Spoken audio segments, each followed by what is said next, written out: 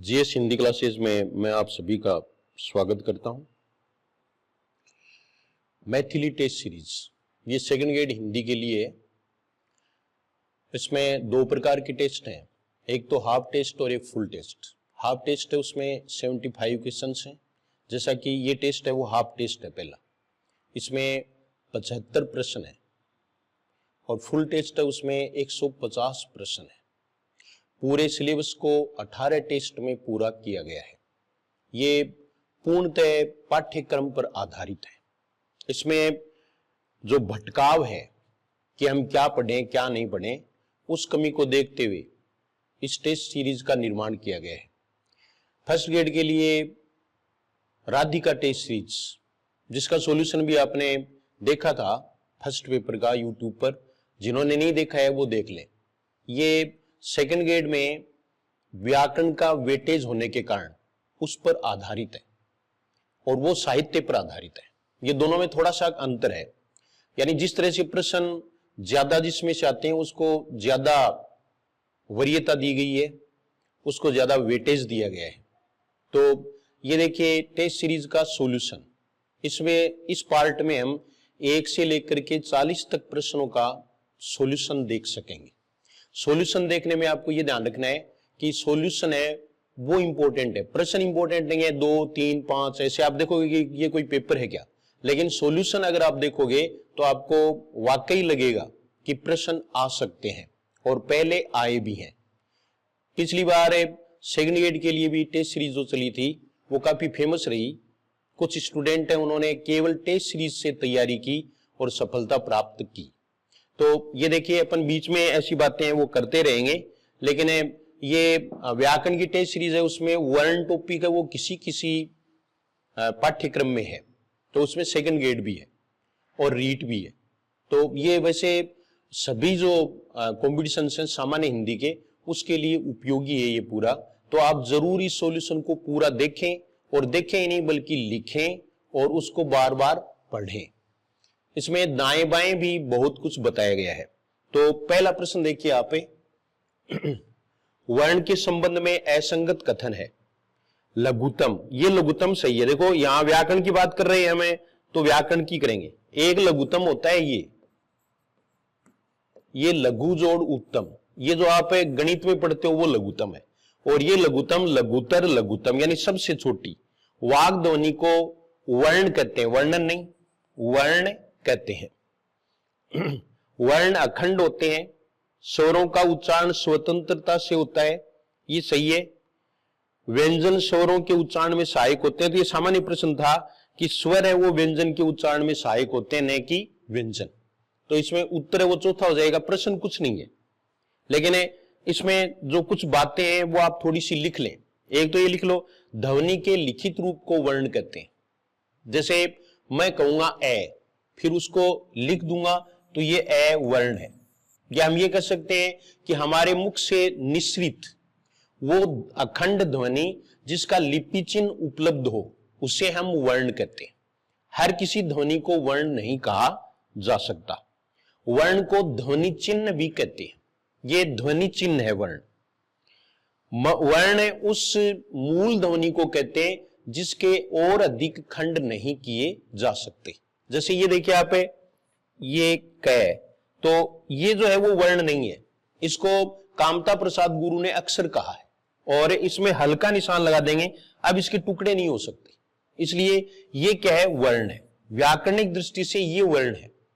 और ये जो है इसमें 2 वर्ण है, एक तो क हो गया और एक ही ए हो गया। ये सामान्य बातें हैं, लेकिन सामान्य से ही सब कुछ शुरू होता है और सामान्य से ही सिलेक्शन होता है। असामान्य पेपर हो, चाहे असामान्य किताब हो, चाहे असामान्य टीचर हो, और चाहे असामान्य अभ्यर्थी हो, फिर सिलेक्शन मुश्किल है मेरी दृष्टि से। होने को हो सकता है। फिर ये देखिए, स्वर है वो व्यंजनों के उच्चारण में सहायक होते हैं और स्वरों का उच्चारण स्वतंत्रता से होता है। इसका मतलब है स्वतः निश्रित है। स्वर है वो क्या है, स्वतः निश्रित, यानी इसमें अन्य किसी वर्ण की सहायता नहीं लेनी पड़ती, ये स्वतः निश्रित होते हैं। दूसरी बात है ये अबाध होते हैं। अबाध का मतलब यह है जब भी हम स्वरों का उच्चारण करते हैं तो मुख विवर में कोई बाधा या अवरोध नहीं होता है।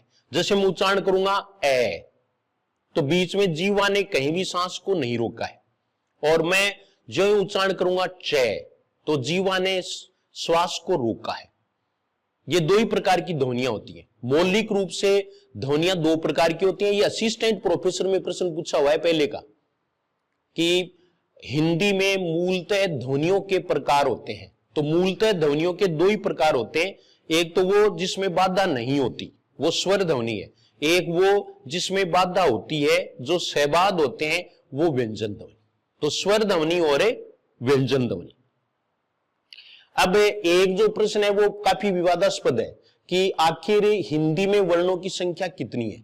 तो अलग अलग है, वो आपको अलग अलग बताए जाएंगे, लेकिन मूल रूप से मैं आपको बता दूं कि संस्कृत आधारित जो हिंदी की वर्णमाला है उसमें कुल वर्ण 44 है, 44, जिनमें 11 स्वर हैं और 33 व्यंजन है। 11 स्वर और 33 व्यंजन है। लेकिन ये संख्या अगर 44 है वो विकल्प में नहीं आती है, तो फिर आपको 52 करनी है, 52, यानी 52 है जिसमें 4 संयुक्ताक्षर है, उसको भी वर्णमाला में शामिल किया गया है। क्षत्र, गे और श्रेय। 2 उत्क्षिप्त ध्वनियां हैं, उनको भी शामिल किया गया है, ड और ढ, ये भी शामिल है।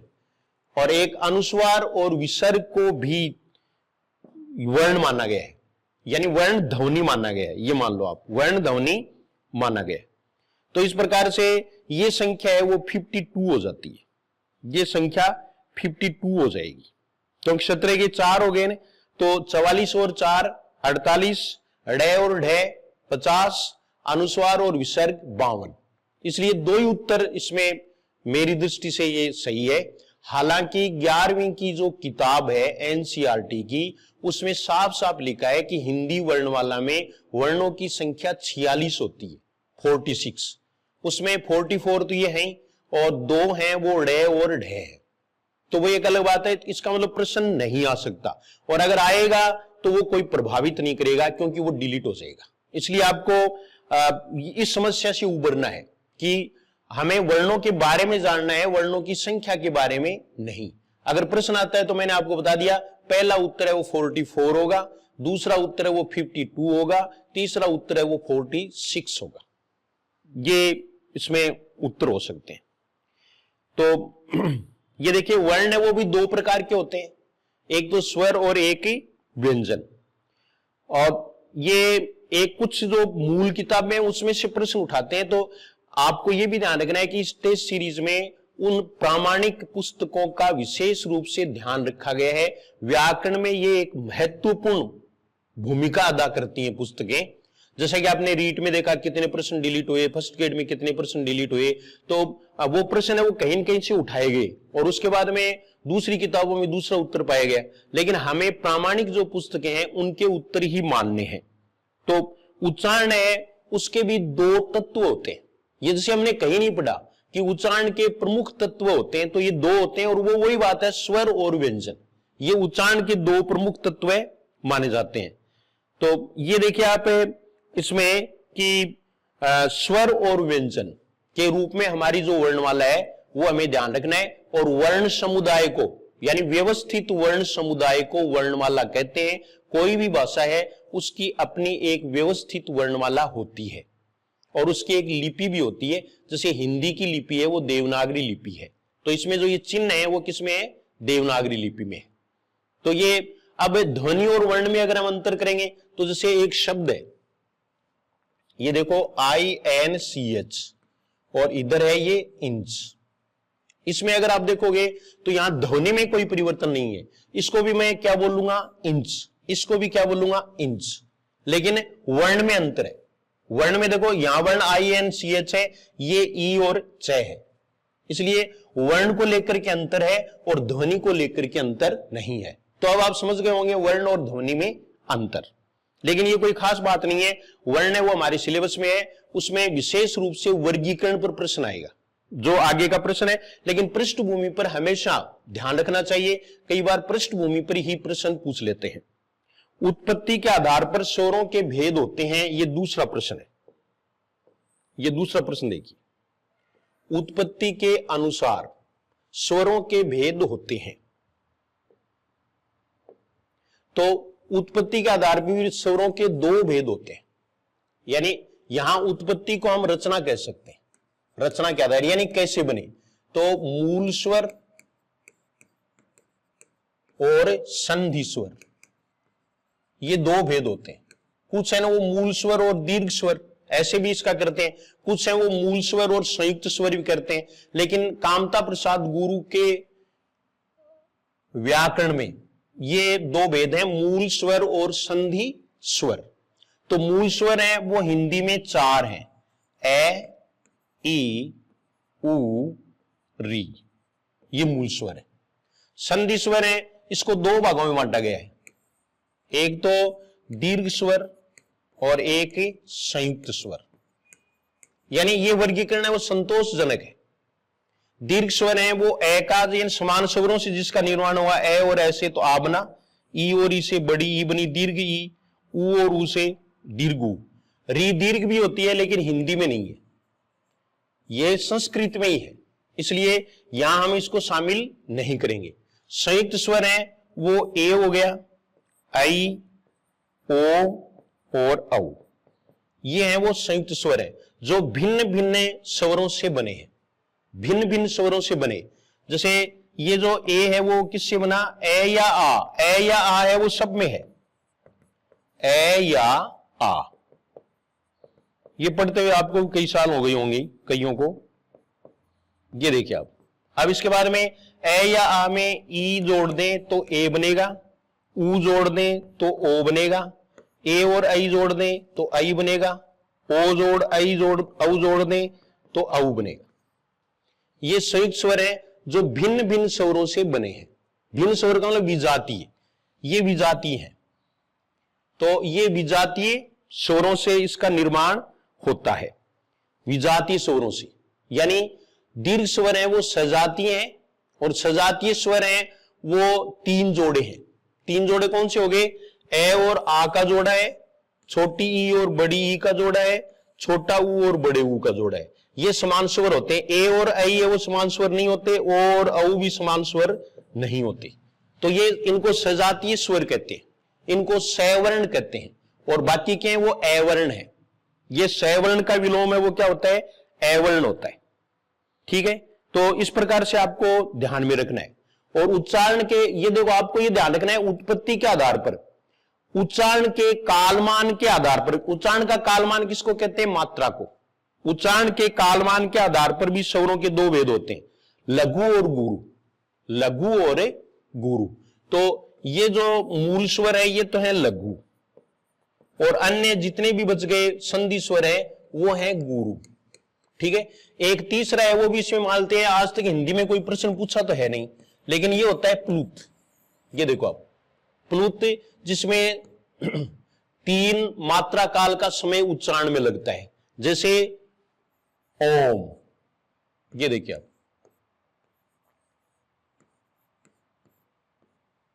ये जो चिन्ह है वो प्लुत का है, लेकिन इसका कोई मतलब नहीं है। जिसका मतलब नहीं है उसको छेड़ना मेरी समझ में कोई ज्यादा समझदारी है वो नहीं है। इसलिए आपको हर एक व्याकरण की किताब में ये मिलेगा कि उच्चारण काल के आधार पर, उच्चारण काल के आधार पर मात्राएं या स्वर है वो 3 प्रकार के होते हैं, लेकिन तीसरे प्रकार की हिंदी में जरूरत नहीं पड़ती, केवल 2 की जरूरत पड़ती है। ह्रस्व को लघु कहते हैं और दीर्घ को गुरु कहते हैं।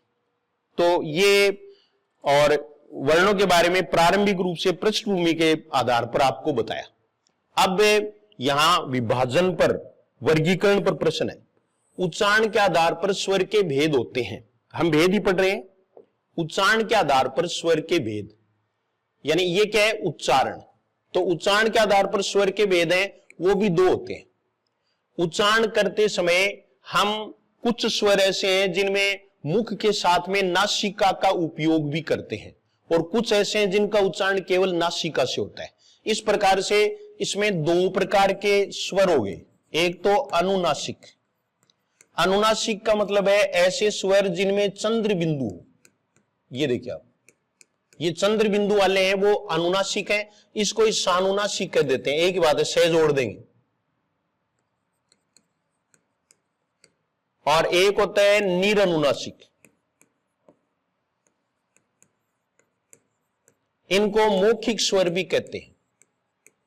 मौखिक स्वर, इनका उच्चारण केवल मुख से होता है, और मुख से होता है तो ये सभी 11 स्वर हैं वो निरनुनासिक हैं, पूरे के पूरे 11 स्वर हैं। 11 स्वर हैं, उनका क्रम आपको ध्यान में रखना है। जैसे ये देखो, मैं जल्दी जल्दी इसमें लिख देता हूं, वैसे इसकी जरूरत नहीं है, लेकिन कुछ हैं वो पूरा पढ़ना चाहते हैं। री का स्थान 7वां, ये 11 स्वर होते, 11 स्वर। तो इनमें ये 11, जिसमें चंद्र बिंदु लगा दूंगा तो क्या बन जाएंगे? अनुनासिक। री पर चंद्र बिंदु का प्रयोग नहीं करना चाहिए, ये अनुनासिक नहीं होता। री है वो वैसे भी क्या है? तत्सम स्वर है, क्योंकि ये शुद्ध स्वर में नहीं आता। शुद्ध स्वर है वो 10 है, शुद्ध स्वर है वो 10 है, और री है वो शुद्ध स्वर नहीं है, क्योंकि री का उच्चारण है वो हम जब भी इसका उच्चारण करते हैं तो इसमें अवरोध उत्पन्न होता है। तो ये उच्चारण की दृष्टि से तो है व्यंजन, और मात्रा की दृष्टि से है स्वर, लिखने की दृष्टि से स्वर है, ऐसा मानते हैं। तो ये आपको ध्यान में रखना है, अनुनासिक स्वर और निरनुनासिक स्वर। इसमें हम जब उच्चारण करते हैं चंद्र बिंदु का, तो ये देखो, ये तो हो गया मुख और ये होगी नासिका, तो मुख व नासिका दोनों से। और अनुस्वार का उच्चारण करते हैं उसमें केवल नासिका, वो नासिके, तो दोनों में ये अंतर है। अब इसके बाद में अगला प्रश्न देखो, चौथा देखिए, अग्रस्वर है, अग्रस्वर, अग्रस्वर है ए आ ई उ, तो अग्रस्वर है वो ई है। ये देखो, ये अब यहां अग्रस्वर है, इसमें आपको देखना है कि ये किसके आधार पर इसको बांटा गया है। तो अग्रस्वर है वो जीवा की क्रियाशीलता के आधार पर है। उच्चारण में जीवा सक्रिय कितनी कहां से रहती है? जीवा की क्रियाशीलता के आधार पर।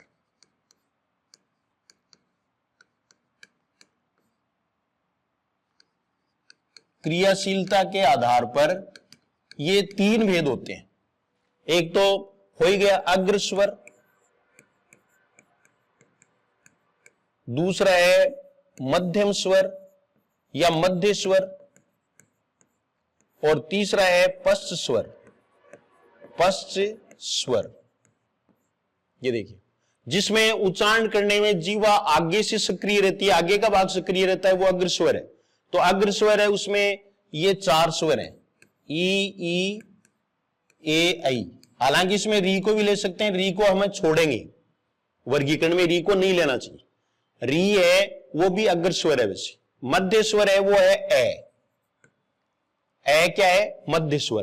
पश्च स्वर है वो बच गए, वो सारे हैं, जैसे आ बच गया, ऊ बच गए दोनों, ओ आऊ, और एक है ये आगत स्वर जो अंग्रेजी से लिया गया है,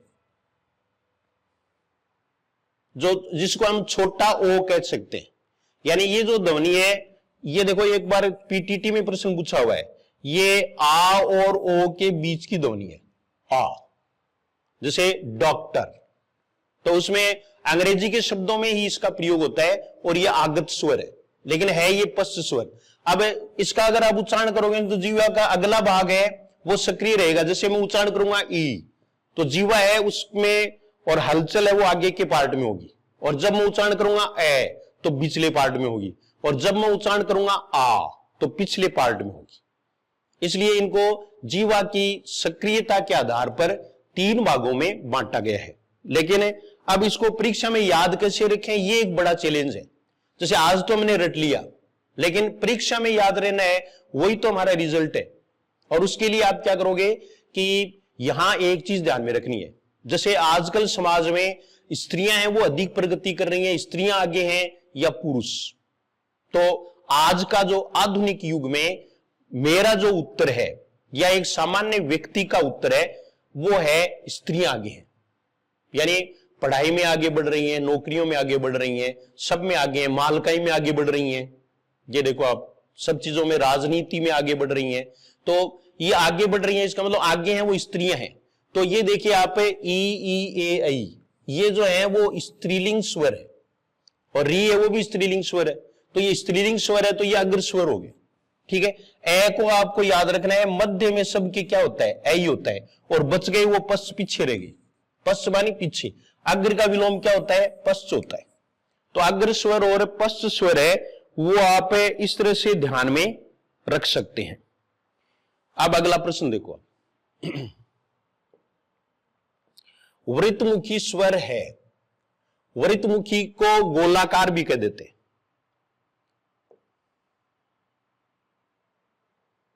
वृत्तमुखी है, इसको गोलाकार, ये ओष्ठाकृति के आधार पर है। यानी हम स्वरों का उच्चारण करते हैं तो ओठों की आकृति कुछ स्वरों के उच्चारण में तो गोल हो जाती है और कुछ में गोल नहीं होती। जिनमें गोल हो जाती है वो गोलाकार, नहीं होती है वो अगोलाकार। यह अगोलाकार है, इसको अवृत्तमुखी कहते हैं, अवृत्तमुखी।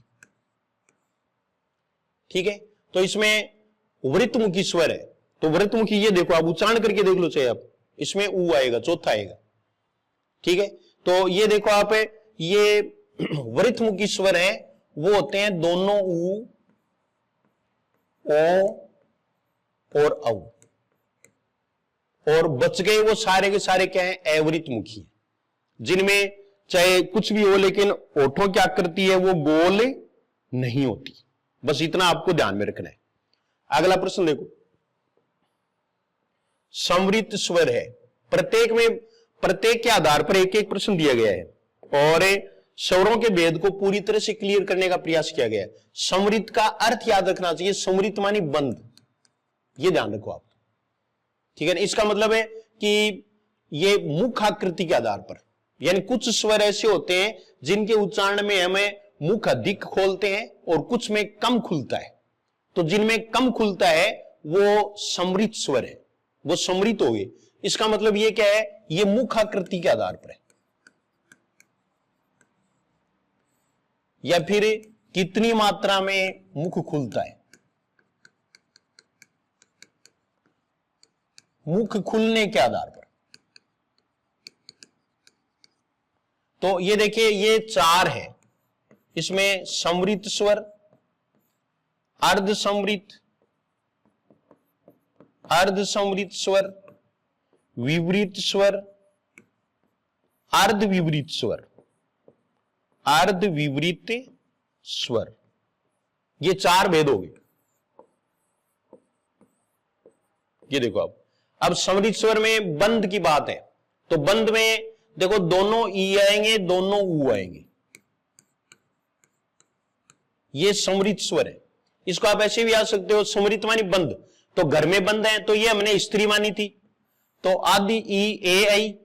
ठीक है, तो आदि स्त्रियां और आधे पुरुष हैं, उनको नौकरी नहीं मिली है, वो घर में ही बंद है। ठीक है, अर्ध समृत है, वो इनसे बनने वाले हैं, ई से क्या बना ए, ऊ से क्या बना ओ, तो ये क्या है, अर्ध समृत है। और विवृत का मतलब खुला, विवृत का अर्थ याद रखना आपको, खुला याद रखना है। तो खुला है ये आ। जब भी हम किसी डॉक्टर के पास जाएंगे तो हमें कौन सी ध्वनि बुलाएंगे, डॉक्टर साहब कौन सी ध्वनि बुलाएंगे, हाँ, जैसे कि आ करो, आ।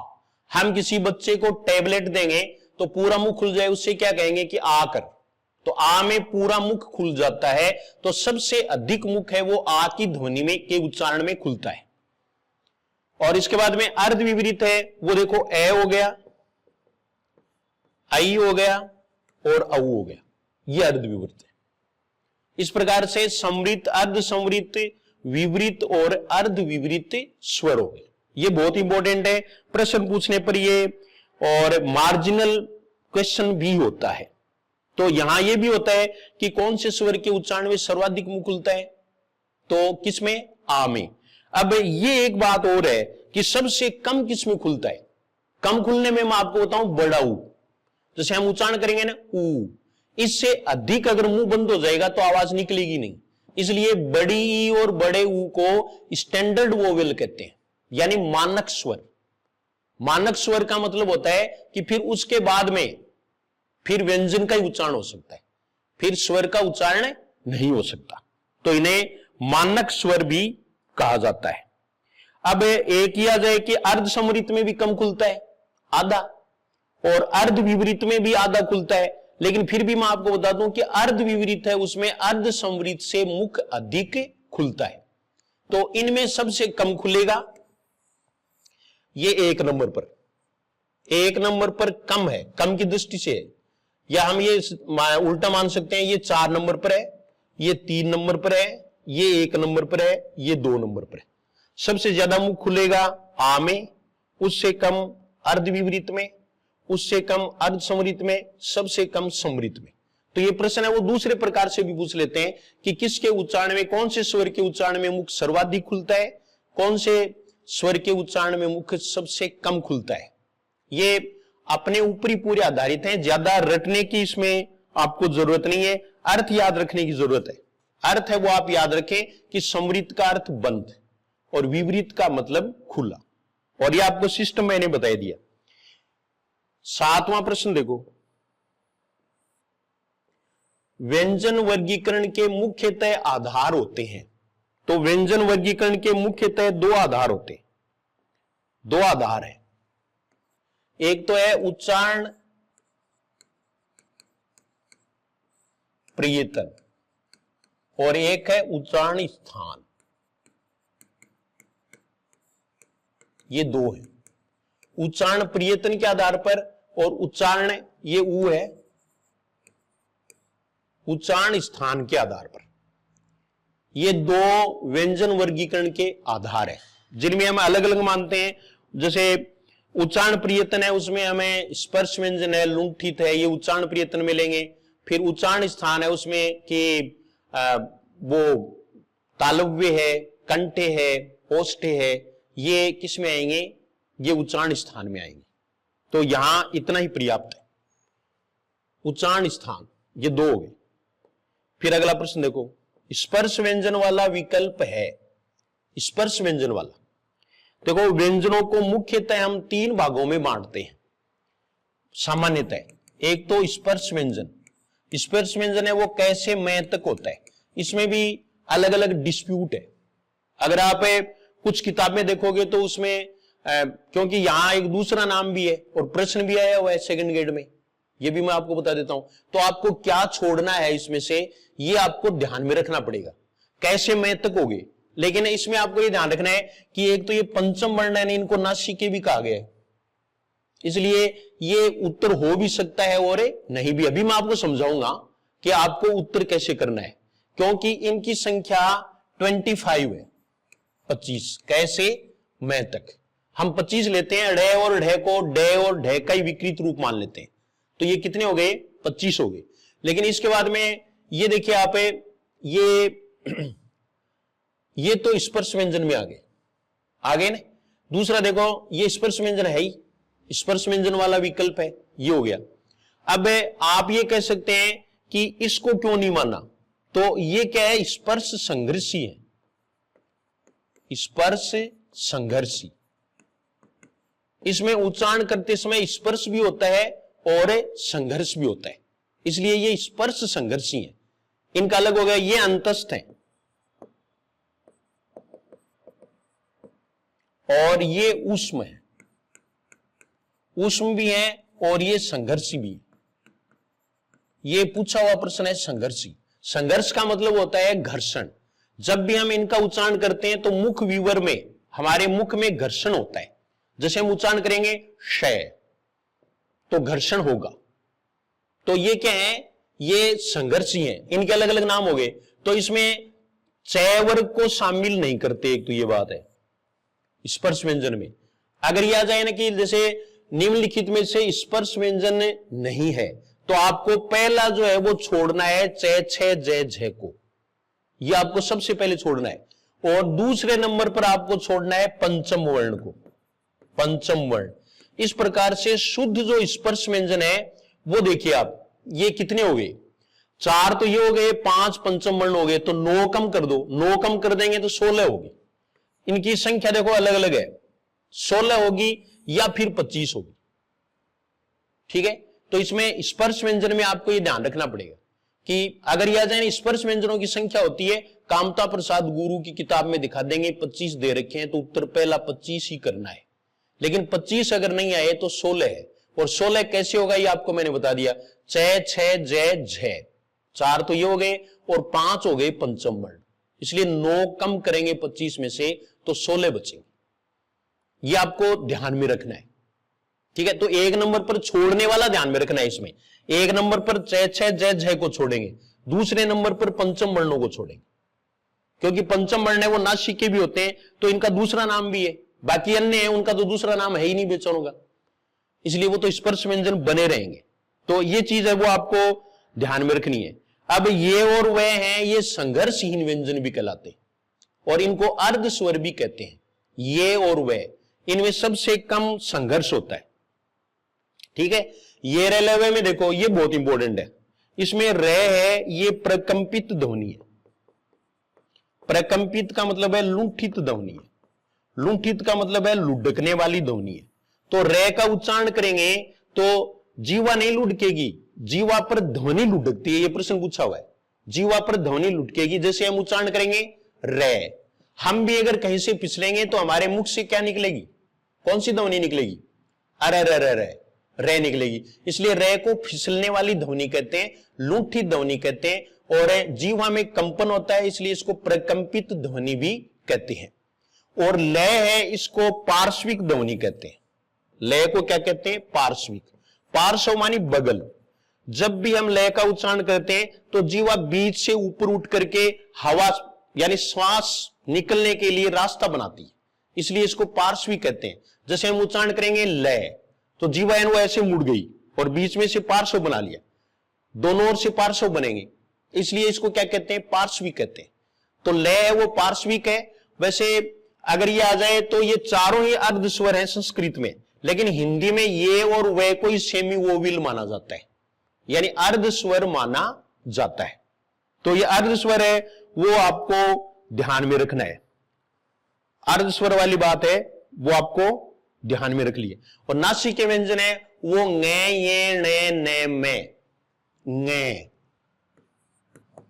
ये देखो आप, ये ङे होता है, ड़े नहीं, यहां बिंदु है इसमें, और ये जो है ना वो टे वर्ग में होता है, ये डे के बाद की स्थिति है। तो ये देखिए आप, नासिक है वो ये होता है, तो पेपर में आसानी से आपको ये समझ में आ जाएगा। ये नासिक के व्यंजन है, कै वर्ग का 5वां है ङे। ङे का उच्चारण करने में दिक्कत होती है, पहले के स्टूडेंट्स पढ़े हुए हैं उनको मैं हमेशा ही बताता हूं कि जिस दिन ङे का उच्चारण समझ में आ जाता है उस दिन हिंदी आ जाती है।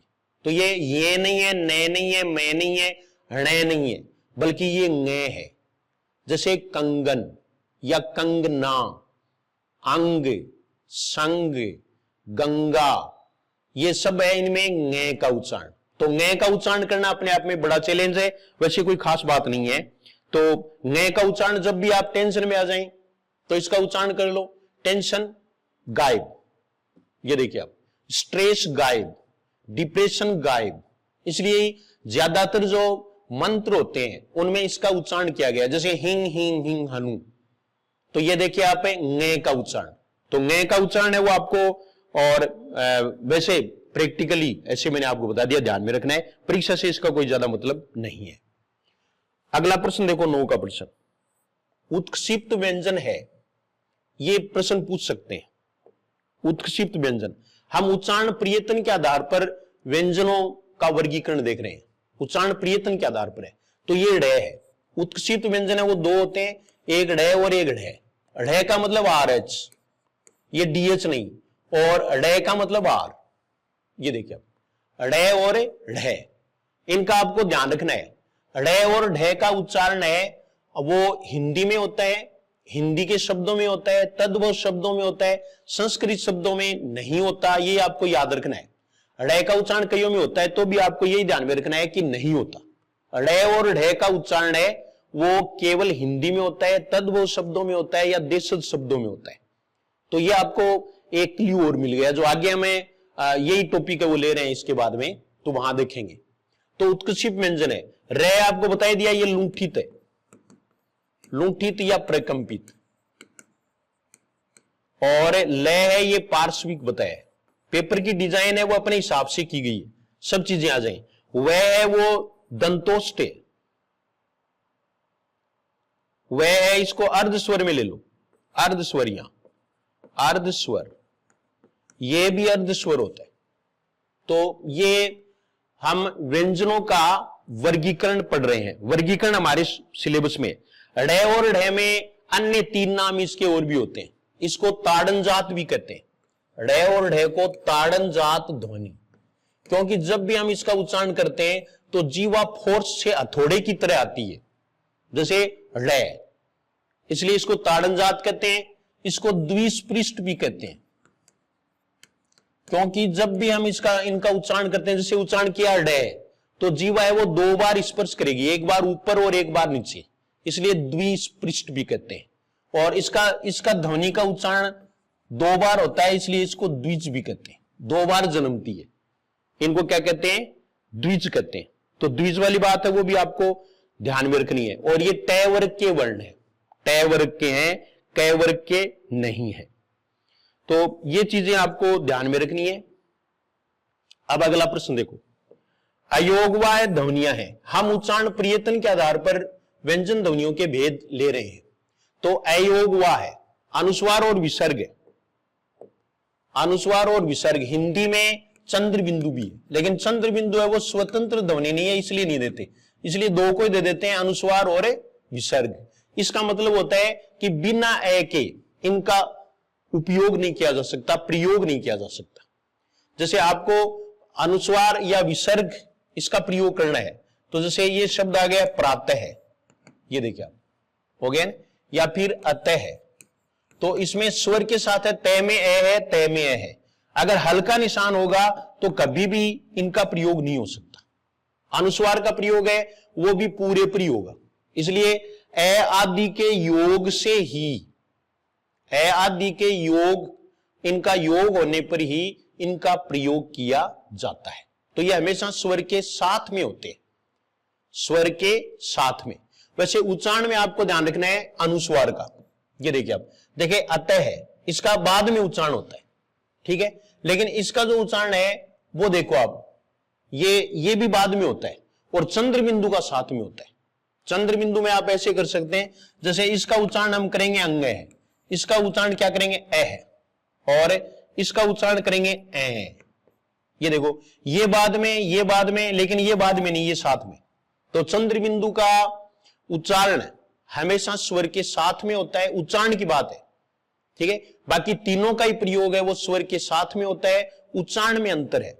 अनुस्वार और विसर्ग का उच्चारण है वो स्वर के बाद में होता है, जबकि चंद्र बिंदु का उच्चारण साथ में होता है। तो ये दोनों में अंतर भी मैंने आपको यहां बता दिया है। तो ये देखो, इनको अयोगवा है कहते हैं, ये अयोगवा है। फिर अगला देखो, किस विकल्प में महाप्राण ध्वनियां हैं, महाप्राण ध्वनियां।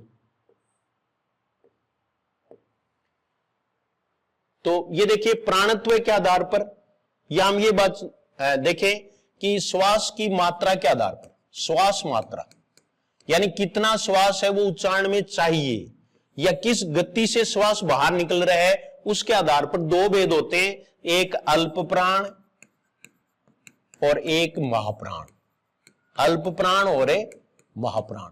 अल्प प्राण में श्वास है वो कम, यानी इसमें कम लिया जाता है, और महाप्राण में श्वास अधिक बाहर निकलता है। जैसे आपको अल्पप्राण और महाप्राण याद रखने हैं।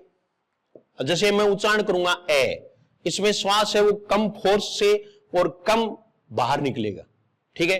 देखो हथेली आगे लगा करके, ये मैंने उच्चारण किया क, और एक उच्चारण करूंगा मैं ख, तो ख में देखो सांस टकराएगी, इसलिए ज्यादा फोर्स आएगी और ज्यादा सांस की जरूरत है, इसलिए 2 नंबर वाला है वो क्या है, महाप्राण।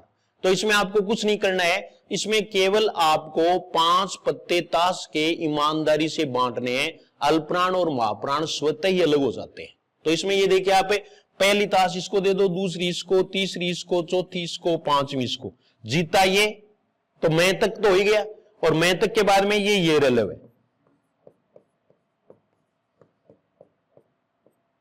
और इसके पास क्या रह जाएंगे, से ये महाप्राण है, और इसमें रह जाएंगे सारे स्वर। ये वर्णमाला पूरी हो गई, ये अल्पप्राण और महाप्राण, ऐसे आप याद रख सकते हैं।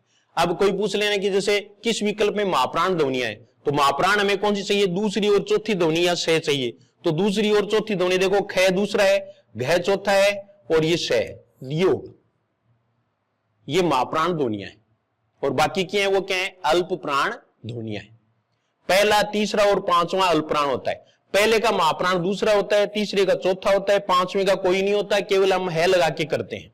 जैसे न का नह, मैं का मह, और ये रेलवे और से है कि कोई महाप्राण नहीं होता, इसके ये रेलवे कि कोई महाप्राण नहीं होता, स्वरों का कोई महाप्राण नहीं होता।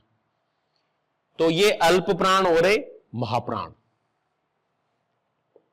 अब इसके बाद में देखो, अघोष ध्वनि है, ये देखिए आप,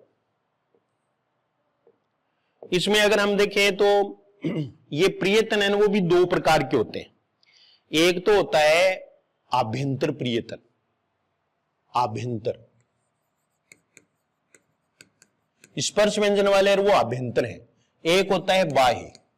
अगर संख्या पूछ लें तो कामता प्रसाद के अनुसार आभ्यंतर प्रियतन में वर्ण है वो 4 प्रकार के होते हैं व्यंजन, और बाह्य में 2 प्रकार के।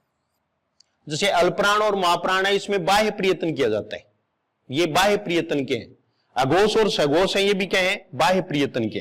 तो बाह्य प्रियतन वाले 2 हैं, और ये हैं वो कितने हैं, 4 हैं। ये 4 आपको आभ्यंतर परिवर्तन के अनुसार ये 4 हैं। जैसे विवरित हो गया, स्पृष्ट हो गया, ईषत विवरित हो गया, और ईषत स्पृष्ट हो गया। इनके नाम नहीं पूछेंगे, लेकिन आपको ये ध्यान में रखना है कि आभ्यंतर परिवर्तन है वो 4 है। 4 आभ्यंतर परिवर्तन कौन से हैं, विवरित, दूसरा है वो स्पृष्ट। आभ्यंतर परिवर्तन में यहां लिख देता हूं,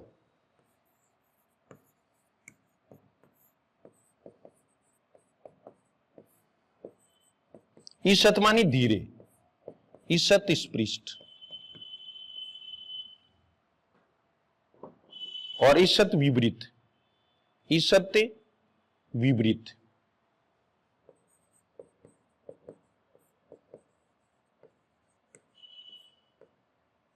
ये आभ्यंतर प्रियतन के आधार पर है। और बाह्य के 2 हैं, अलग अलग माने अल्पप्राण और महाप्राण, घोष और अघोष।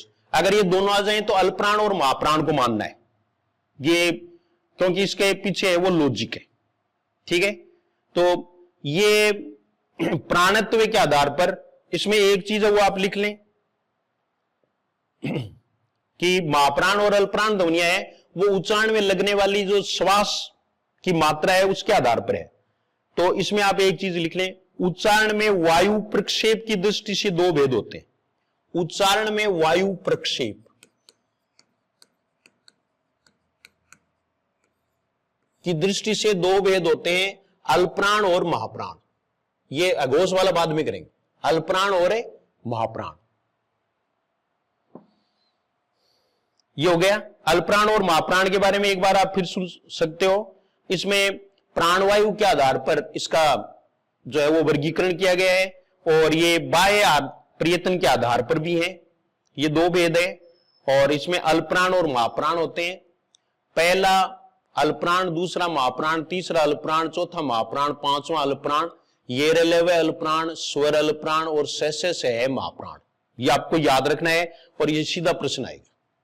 अब इसके बाद में देखो आप अगला प्रश्न, अगला प्रश्न है वो देखिए आप, ये अघोष ध्वनि है, तो ये नाद के आधार पर या गूंज के आधार पर या स्वतंत्र स्वरतंत्र है उसमें कंपन के आधार पर,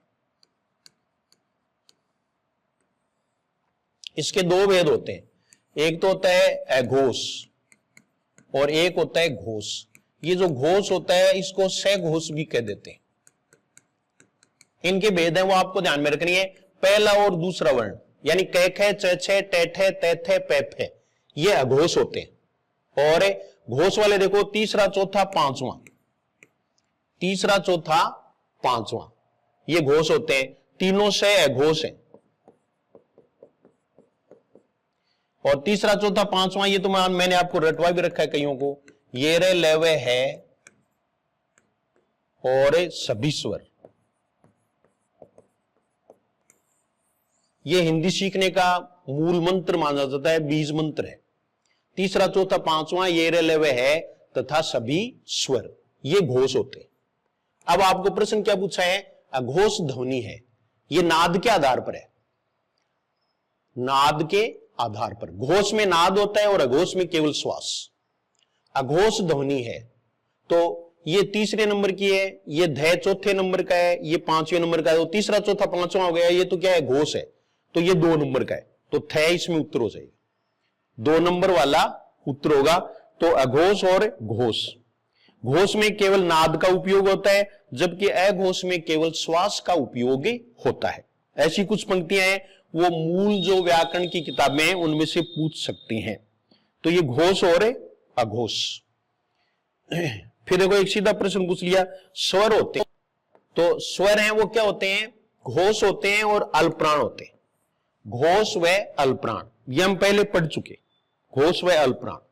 अगला प्रश्न देखो, किस वर्ण का उच्चारण स्थान तालु है। ये उच्चारण स्थान के आधार पर हो गया। मैंने आपको बताया था कि व्यंजन वर्गीकरण के 2 आधार होते हैं, तो इसमें देखिए किस वर्ण का उच्चारण स्थान तालु है, तो जय का है। ये सेकंड ग्रेड में पूछा हुआ है, सेकंड ग्रेड में ये पूछा हुआ है जय। तो हमें जो उच्चारण स्थान है वो थोड़े से ध्यान में रखने हैं।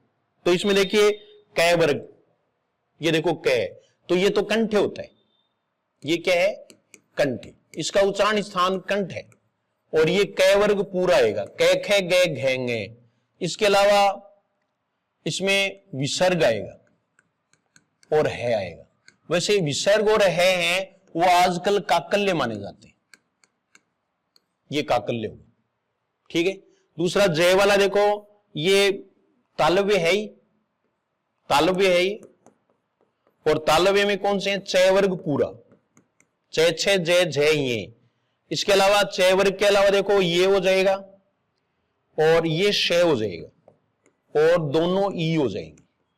कंठे में ए और आ भी हो जाएगा, ए और आ है वो क्या है, कंठे हैं, ई और ई है वो क्या है, तालव्य, तो ये तालव्य। फिर टय वर्ग है वो मूर्धन्य, ये मूर्धन्य, मूर्धा से इसका उच्चारण होता है, तो इसमें टय वर्ग पूरा, ठीक है। और दूसरा देखो रे हो जाएगा, शय हो जाएगा, री हो जाएगा, ये क्या है, मूर्धन्य है। तय वर्ग है वो दंते, दंते हो गया। इसमें तय, थे, दे, ध, ये 4 तो ही जाएंगे। इसके अलावा देखो ने है, ये वर्त से है, वर्त से। ऊपर वाले दांत है उनके अंदर का जो मसूड़ा है उसको वर्त्स कहते हैं। जैसे आप उच्चारण करोगे ना, तय, थे, दे, ध, ने कहते ही जीवा है वो हट जाएगी और वो वर्त्स है, और वो वर्त से है। इसमें ने में देखो दंते में हमें लय को भी देते हैं, लय और से, लेकिन इनको वर्त से भी मानते हैं, लय और से। इनका पहला उत्तर है वो वर्त से माना जाना चाहिए, लय और से का क्या होगा, वर्त से होगा। तो ये आपको पूरा ध्यान में रखना है। अब एक बच गया पै वर्ग, तो पै वर्ग है वो ओष्ठ्य होता है, पै वर्ग है वो द्विओष्ठ्य, ओष्ठ्य में भी कौन सा होगा, द्विओष्ठ्य। प्रश्न पूछा था ने कि अगर नीचे वाला होठ काट दिया जाए तो किसका उच्चारण नहीं होता, तो बै का उच्चारण नहीं होता, ऐसा ही पूछा था। तो ये पै, फै, बै, भै, मैं, दोनों होठ चाहिए। और वह जो होता है वो दंतोष्ठ्य, वह क्या होता है, दंतोष्ठ्य होता है। तो ऐसे आपको ये पूरा ध्यान में रखना है। और वर्त से में जय के नीचे नुक्ता होता है वो भी वर्त से है। ये आगत व्यंजन है वो 5 होते हैं, आगत स्वर तो एक ही होता है। आगत व्यंजन देखो कै, खे, ग, जय और फै, ये आगत व्यंजन है 5, तो इनमें जय हो गया। और ये कै, खे, ग है ने, ये जीवामूली होते हैं, ये क्या होते हैं, जीवामूली, जीवामूली, ये जीवामूली है, कै, खे, गे। और फै, फै दंतोष्ठ्य होता है, जैसे वह होता है वैसे ही फे होता है। फे क्या है? दंतोष्टी है। और पंचम वर्ण और अनुस्वार हैं वो नासिके। पंचम वर्ण और अनुस्वार नासिके। तो ये लगभग पूरा आ गया है। ठीक है, अब इसमें देखो स्वर की दृष्टि से देखें तो ए और आ है वो कंठे हैं, ई और ई है वो तालव्य है, ऐसे ही जो है वो री है वो मूर्धन्य है, और दोनों ऊ है वो ओष्ठे हैं। ओष्ठे होंगे, ये देखो ओष्ठे, ये ऊ, ये ओष्ठे है। अब जो ए आई और ओ औ बच गए वो दो दो से मिलकर के बने हुए हैं, इसलिए उनके उच्चारण स्थान भी दो दो होंगे, जिन पर आगे प्रश्न है वो दे दिया गया है, आगे का प्रश्न दिया गया है। तो आगे इसमें आ जाएंगे, ये आप साथ साथ में नोट करते रहे और शॉर्ट में मैंने आपको बताया। फिर अगला देखो, किस वर्ण का उच्चारण कंठ व ओष्ठ से किया जाता है, यानी कंठोष्ठ होता है।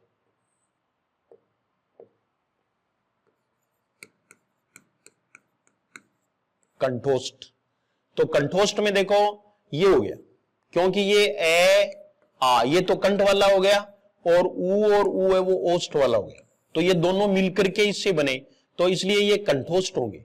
और ए और आई है ये कंठ तालु होगा,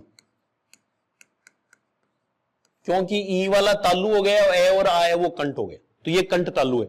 ये ओष्ठे हैं और ये तालव्य।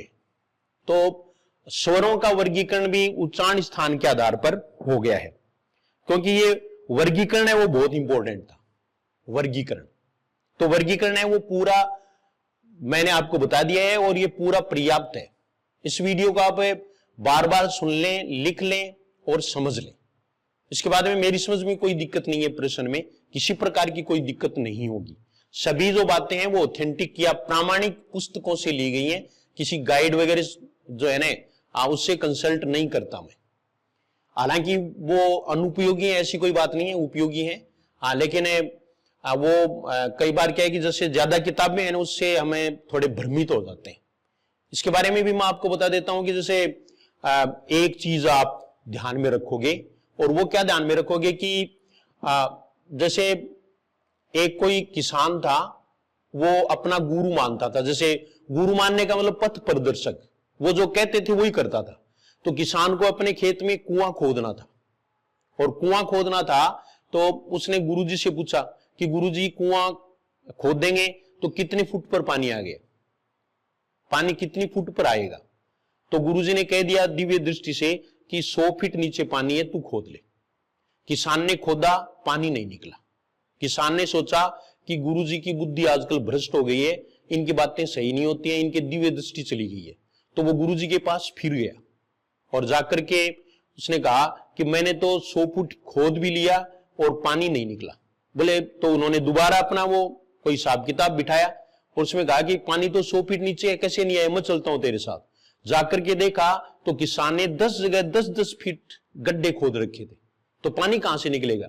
उसने कहा कि फूटे ढोल, आपको एक ही जगह 100 फीट खोदना है, तब वो पानी निकलेगा। तो मेरा कहने का मतलब है कि आप जो है वो एक ही किताब, एक ही टीचर, और उसको ही जो है वो बार बार पढ़ें, उसका बार बार रिवीजन करें, तो मेरी समझ में ये फलदायी है। और अगर आप ये किताब पढ़ ली, वो किताब पढ़ ली, ये पढ़ लिया, तो फिर मुश्किल है, यानी फिर सिलेक्शन होना थोड़ा मुश्किल होता है। तो ये बात मैंने आपको बीच में बता दी है। ये बहुत काम की है कंपटीशन में, ये अनुभूत है, कईयों ने अपने अनुभव बताए हैं, तो उसमें आप देख सकते हो। राधिका टेस्ट सीरीज है, उसका फर्स्ट पेपर है, उसका सॉल्यूशन पूरा डाला हुआ है, वो फर्स्ट ग्रेड से संबंधित है और काफी चली है और लोगों ने खूब उसको लिया है, ये भी मान लो आप। और उसमें पूरा का पूरा साहित्य वाले पेपर हैं वो अब तक हो चुके हैं, लेकिन अब भी आप ले सकते हैं, वो आपके लिए यूजफुल रहेगी सभी परीक्षाओं के लिए।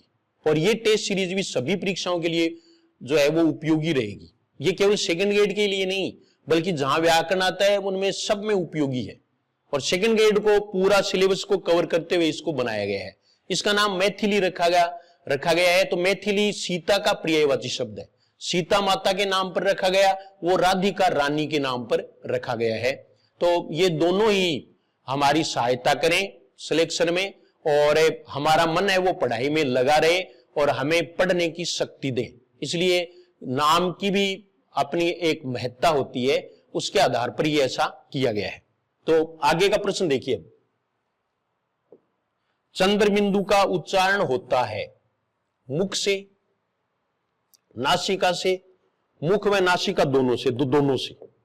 ये अगर आपको डाउट हो जाए तो देखो ये तो है, ये मुंह से लगे नहीं हो, मुख और ये नाक, नासिका, और अनुस्वार है ना उसका केवल नासिका से। ये दोनों में अंतर हो गए, मुख व नासिका दोनों से।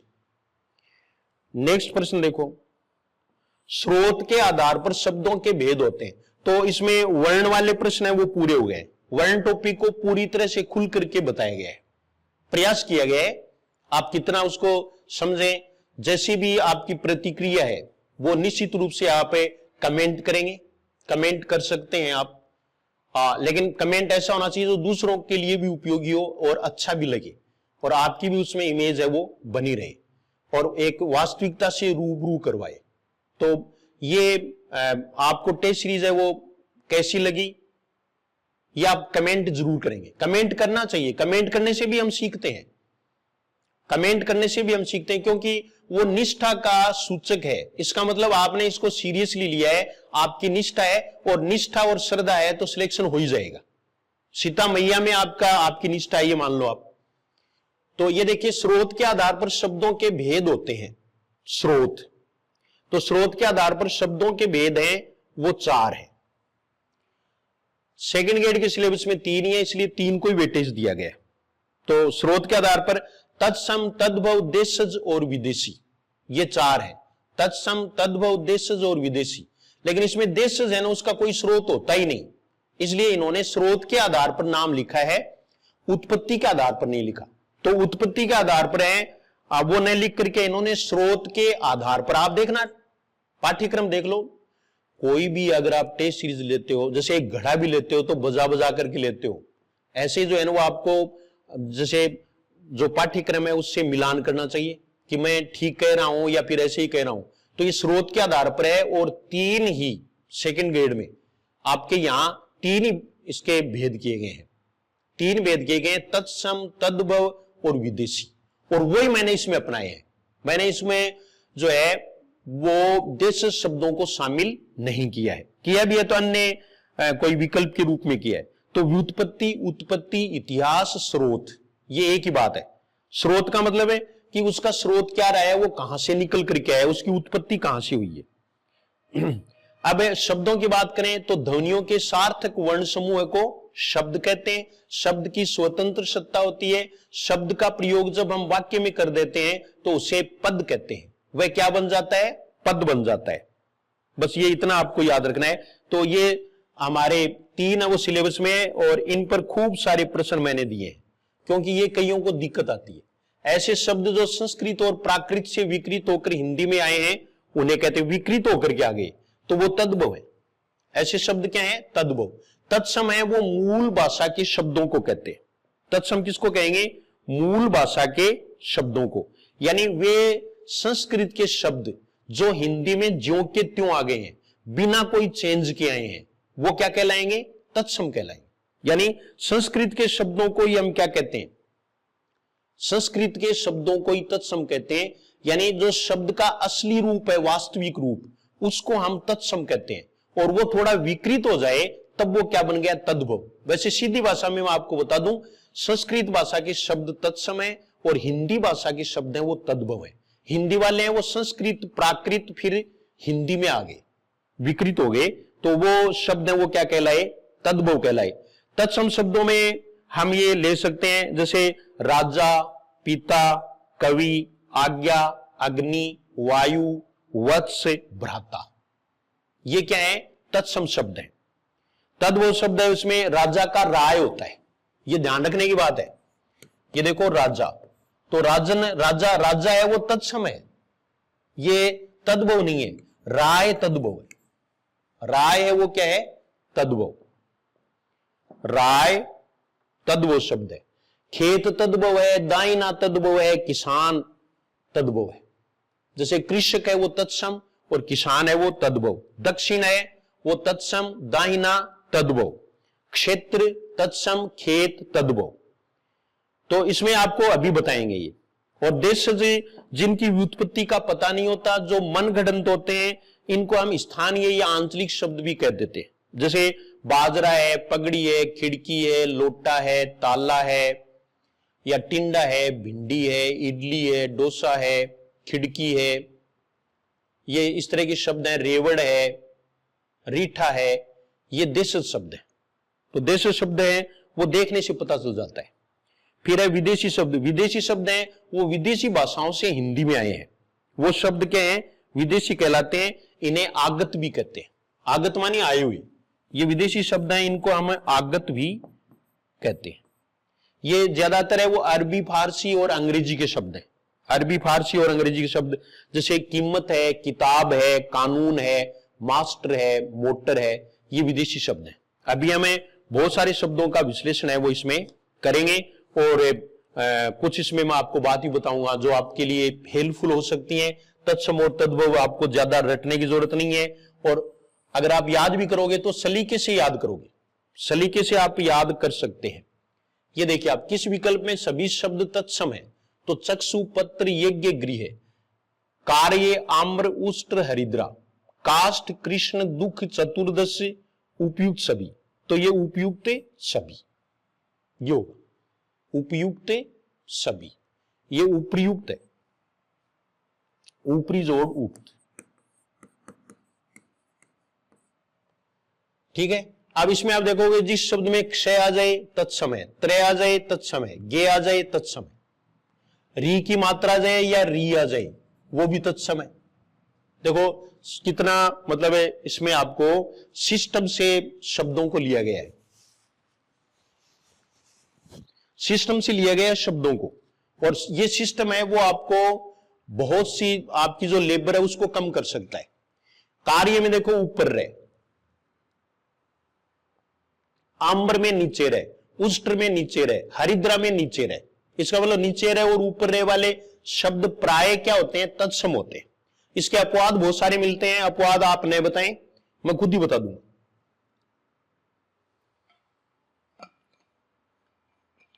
फिर देखो काष्ठ, कृष्ण, दुख, चतुर्दश, ये भी तत्सम है। काष्ठ है इसमें ये देखो आप ऊपर वाला रह गया, लेकिन जैसे दर्द है वो नहीं होगा, गर्दन नहीं होगा, मर्द नहीं होगा, सर्द या सर्दी नहीं होगा, गर्म नहीं होगा। तो इसलिए इसका ध्यान रखना चाहिए। ऐसे ही रीट में आपके पूछा था ग्रेनाइट, तो ग्रेनाइट नहीं होगा, लेकिन यहां दूसरी तरीका अपना सकते हैं जिसकी स्पेलिंग होती है वो विदेशी होता है, अंग्रेजी का होता है। तो ये आपको ध्यान में रखना है। बाकी काम दे सकता है, जैसे गर्व हो चाहे कोई भी शब्द है उसमें आपको ये जैसे वक्र शब्द है और है, तो आम्र, ग्राम, उष्ट्र देखो, हरिद्रा, ये तत्सम है नीचे रहे वाले। और आधा सेठ है, आधा सेठ है, आधा सैन है, जहां भी प्रयुक्त होता है वो शब्द मुख्य रूप से तत्सम होता है। जैसे काष्ठ, कृष्ण, ऐसे दुष्ट, ये देखो आप अष्ट, आधा सयोट है। चतुर्दश, चतुर्दश का मतलब जो संस्कृत की गिनती है वो तत्सम है और हिंदी की गिनती है वो तद्भव है। तो तत्सम, और इसमें हमें ये ध्यान में रख सकते हैं। जैसे और भी उदाहरण आप ले सकते हो, रात्रि है, अग्नि है, ये तत्सम शब्द बोल रहा हूं, मैं बोल रहा हूं। इतना ज्यादा समय नहीं है कि मैं बोल लूं और उसके अकॉर्डिंग आप लिख लें, क्योंकि कुछ है वो इसको लाइक नहीं करते। तो जिनको जहां जरूरत हो वो शब्द लिख लें, सारे लिखने जरूरी नहीं है। रात्रि, अग्नि, स्वामी, पक्ष, अक्षर, क्षीर। रात्रि का तद्भव रात होगा, अग्नि का आग होगा, स्वामी का साई होगा, पक्ष का पंख होगा, अक्षर का आखर होगा और क्षीर का खीर होगा। ये देखिए आप, इसका मतलब क्षय है वो या तो छह में बदलता है या ख में बदलता है। फिर देखो सर्व, वह के ऊपर रहे, ये तत्सम है। सब तद्भव, कर्ण तत्सम, कान तद्भव, ग्राम तत्सम, गांव तद्भव, खरपर, खरपर ये खप्पर, ये तद्भव ऊपर आ गया। जैसे कर्पूर ऊपर आ गया, ऊपर वाले बहुत हेल्पफुल है, और कपूर है वो तद्भव। ये देखिए, हालांकि इसके अपवाद हैं तो ध्यान रखना चाहिए, इसका प्रयोग है वो सोच समझ करके करना चाहिए। और पर्यंक, पलंग, पर्यंक तत्सम है और पलंग है वो तद्भव है। पलंग है वो तद्भव। त्वरित तत्सम और तुरंत है वो तद्भव। चंचू तत्सम, चोंच तद्भव। तीक्त, तीक्त है वो तत्सम है और तीखा है वो तद्भव है। ठीक है, इसका तीक्ष्ण भी होता है। ये दोनों है वो तत्सम है, तीक्त और तीक्ष्ण, दोनों का ही तीखा होता है। कटु का कड़वा, गोमय का गोबर, गोमल भी होता है। शत का शो, सैपत्नी का सोत, भक्त का भगत। अभी आपको एक और चीज बताऊंगा, सूची का सुई, ची छोटी होती है सुई में, सूची में, और जो तालिका होती है ना उसमें ची बड़ी होती है, सू भी बड़ा होता है। पुष्प का फूल, प्रिय का पिया, मयूर का मोर, वचन का बैन, बै के ऊपर दो मात्राएं, और नव का नो, नव का नो और नया दोनों होते हैं। इसमें आपको एक चीज है वो आप ध्यान में कर सकते हैं कि अगर आपको ये डाउट हो जाए कि दोनों में से तत्सम कौन सा है और तद्भव कौन सा है, तब आप इनको कर सकते हैं। जैसे ये देखिए, कोई समान समानार्थी शब्द हो तो उसमें कै आ जाए, जैसे इसमें हमने लिया था भक्त और ये है भगत, तो ग आ जाए तब तो तद्भव और कै आ जाए तब क्या है, तत्सम है। ठीक है ना। ऐसे देखिए आप, ये आ जाए तब तत्सम योगी, और जय आ जाए तब तद्भव जोगी, योगी और जोगी। ये आपको पूरा का पूरा अगर पढ़ना हो तो आपको सिलेबस लेना पड़ेगा। Ghanshyam Pareek sir app download करें, उसमें फ्री डेमो वीडियोस देखें और आप जो है वो कोर्स ले सकते हैं। कोर्स लेकर के फिर अगर आप टेस्ट सीरीज देखेंगे और टेस्ट सीरीज अगर टेस्ट देंगे और इसका सॉल्यूशन देखेंगे तो आपको ज्यादा समझ में आएगा, और मेरी समझ में ये आपके लिए बहुत फायदेमंद रहेगा। हालांकि फायदा तो मेरे भी होगा अगर आप कोर्स लेते हैं, इसमें कोई शक नहीं है, और इसके लिए मैं कर रहा होगा ये भी सही है। लेकिन मैं आपको वास्तविकता भी बताता हूं कि आप अगर कोर्स लेकर के फिर अगर टेस्ट सीरीज लेते हैं तो निश्चित रूप से आप सफलता की ओर बढ़ेंगे। और एक और बात है कि अगर आप खुद लेते हैं और दूसरे को भी दिलाते हैं तो आपको उलाना नहीं मिलेगा। नंबर 2, अगर आप दो को कोर्स या टेस्ट सीरीज दिला देते हैं तो आपका सिलेक्शन है वो होने की संभावना हो जाती है। इसका मतलब आपकी निष्ठा है, आपकी निष्ठा है, तो आप निश्चित रूप से सफल हो सकते हैं। फिर वो और दो को दिलाएं, ऐसे ही तो होता है, ये नेटवर्किंग चले और अपना जो ऐप है वो अच्छा चले, ये आपका ही है। इसमें हिंदी के लिए और साइकोलॉजी के लिए, साइकोलॉजी के लिए जो है वो अशोक पारिक सर है, उनका पाठ्यक्रम है, ये कोर्स है वो उपलब्ध है, पाठ्यक्रम नहीं कोर्स, सिलेबस है वो उपलब्ध है, तो आप देख सकते हैं, वहां आपको सारी चीजें मिलेंगी। तो ये देखो, ये और जय वाला भी इसमें हो गया।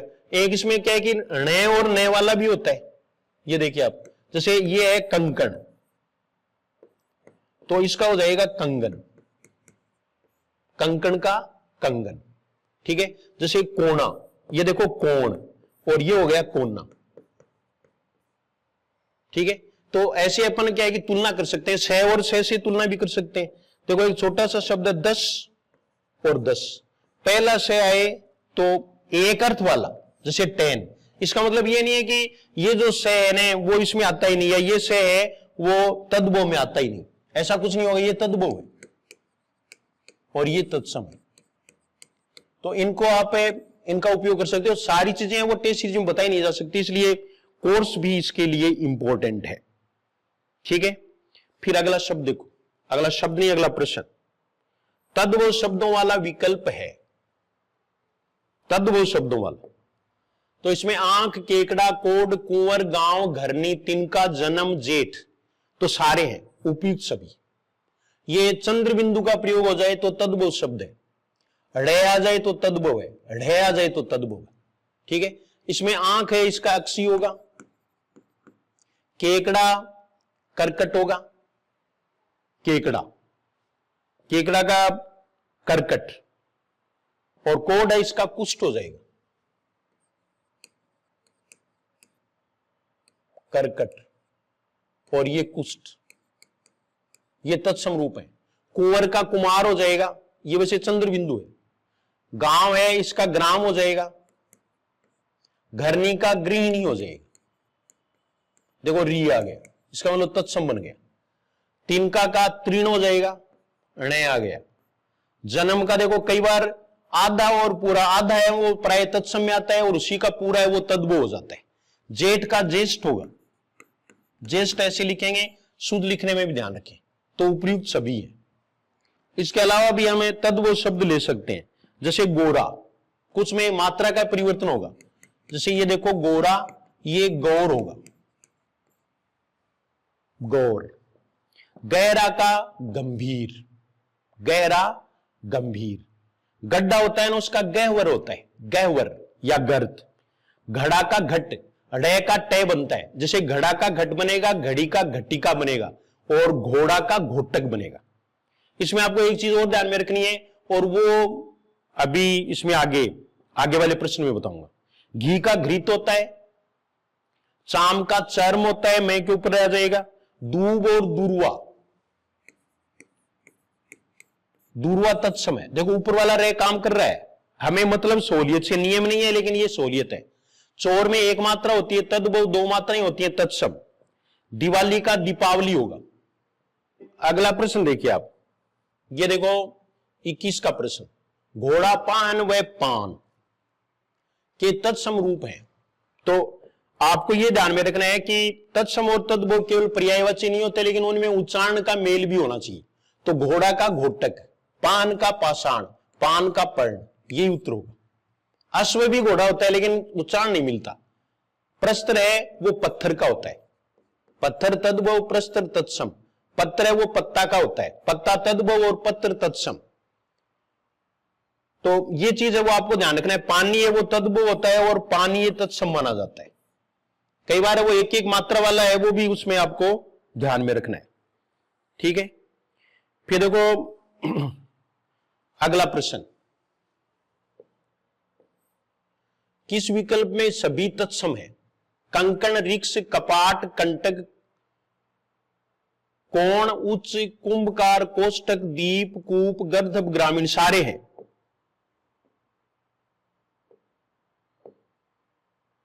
सारे हैं ये, उपयुक्त सभी। तो इसमें देखो कंकण है, इसका कंगन होगा। रिक्ष का रीछ होगा, इस पर बिंदी नहीं होती। कपाट का किवाड़ होगा, ड़ आ गया। कंटक का कांटा होगा, चंद्र बिंदु आएगा। कोण का कोना होगा, उच्च का ऊंचा होगा। कुंभकार का कुम्हार होगा। कार वाले हैं वो सारे के सारे क्या होंगे? तत्सम होंगे। लोहाकार, कुंभकार, स्वर्णकार, चर्मकार। कोष्टक है, इसका कोठा होगा, कोष्ठिका का कोठी होगा। दीप का दिया होगा, दिया में दी बड़ी आएगी। कूप है, इसका कुआं होगा। देखो चंद्र बिंदु आ गया, कुआं। गर्दभ है, इसका गधा होगा। ग्रामीण का गंवार होगा।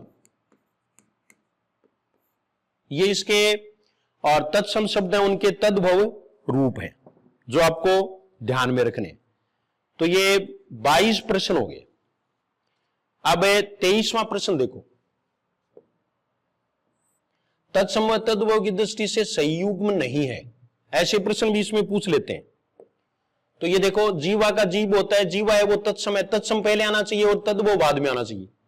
द्राक्षा दाख, ये भी सही है। द्राक्षा अंगूर को कहते हैं, दाख मान लो आप। काक का काग, ये देखो इसमें कया गया, इसमें गया गया। दही का दधी होता है, लेकिन ये उल्टा हो गया। दही है वो क्या है? तद्भव है, ये तद्भव, और ये क्या है? तत्सम। इसलिए यही उत्तर हो जाएगा, ये इसका उत्तर हो जाएगा। ऐसे जो है ना वो, जैसे दृष्टि है वो तत्सम है और दीठी है वो तद्भव।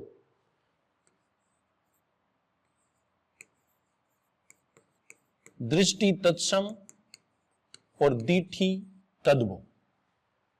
दीठी है वो तद्भव। दुर्बल तत्सम, दुबला तद्भव। मशक के, ये जो जानवर है ना, इनके भी पूछ लेते हैं कई बार। मशक के से पहला, ये तत्सम और मत्सर तद्भव। मातुल, रिश्ते भी पूछ लेते हैं, तो मातुल का मामा, मातुल तत्सम और मामा तद्भव। बलिवर्द का अभी पीटीटी में अभी पूछा है, बलिवर्द का बैल। बलिवर्द, इसका बैल होगा, ये बहुत पूछते हैं, बलिवर्द का बैल पूछते हैं। तो ये देखिए बलिवर्द और बैल। एक गोधूम का पूछते हैं, गोधूम है वो तत्सम है और गेहूं है वो तद्भव। भ्रमर तत्सम भौरा तद्भव, भद्र तत्सम भला तद्भव, मकर कया गया ने तो तत्सम और मगर तद्भव, दुग्ध तत्सम और दूध तद्भव, भिक्षा तत्सम और भीख तद्भव। फिर आगे प्रश्न देखो, अब इसमें आपको अभ्यास करवाया गया है। भूखा का तत्सम रूप है, तो भूखा है, यहां आपको ध्यान रखना पड़ेगा। ऐसे पर ये बुभुक्षित होगा और ये भूखा होगा, भूख तद्भव और बुभुक्षा तत्सम। भिक्षा है, ये भीख का होगा। ये देखो एक से लगते हैं, ये भीख का, ठीक है। तो इनमें आपको ध्यान रखना है। जैसे ये देखिए आप पिपासा है, तो पिपासा है, इसका प्यास होगा, प्यासा नहीं होगा, और पिपासु का प्यासा होगा। ये तत्सम है पिपासु और ये प्यासा। तो इस तरह से इनको आपको ध्यान में रखना है। फिर देखो अगर ये क्रमवाचक संख्या आती है तो उसका क्रमवाचक में होना चाहिए। जैसे चतुर्थ का तद्भव है चौथा, चार नहीं होगा, इसका क्या होगा चौथा। ये आपको ध्यान रखना है। जैसे दशम आए तो दसवां, पंचम आए तो पांचवां, और पंच आए तो पांच। ये आपको अंतर है वो ध्यान में रखना पड़ेगा। फिर अगला प्रश्न देखो, किस विकल्प में सभी शब्द तद्भव है? तो यहां आपको एक एक छांटना है, तो अलग से प्रश्न भी बन जाएंगे। जैसे इसमें भ्राता नहीं है, भानजा होता है, भानजा है, इसका तत्समरूप भागिने होता, भगिने नहीं होता, भागिने ए प्रत्यय है, तो ये भगिनी जोड़ ए, भगिनी का पुत्र। पंच है, इसका पक्षी होगा, 15 का पंचदश। मक्खी का मक्षिका, सीख का, ये देखो सीख, तो सीख है इसका शिक्षा, सीख का शिक्षा। सेठ का श्रेष्ठी, ये तत्सम है जो मैं लिख रहा हूं। मूस का समश्रु, ये बहुत इंपॉर्टेंट है, मूस का क्या होगा समश्रु होगा। सांस है, इसका श्वास हो जाएगा। साग का साग हो जाएगा, ये देखो गयाने पर तद्भव, कयाने पर तत्सम। श्रावण का सावन हो जाएगा। महीनों के नाम याद रखें, महीनों के नाम जैसे चैत्र का चैत, चैत्र। आषाढ़ है, उसमें तीसरा से आए तब तद्भव और दूसरा है तब तत्सम। तो यह फागुन है वो तद्भव और फाल्गुन तत्सम।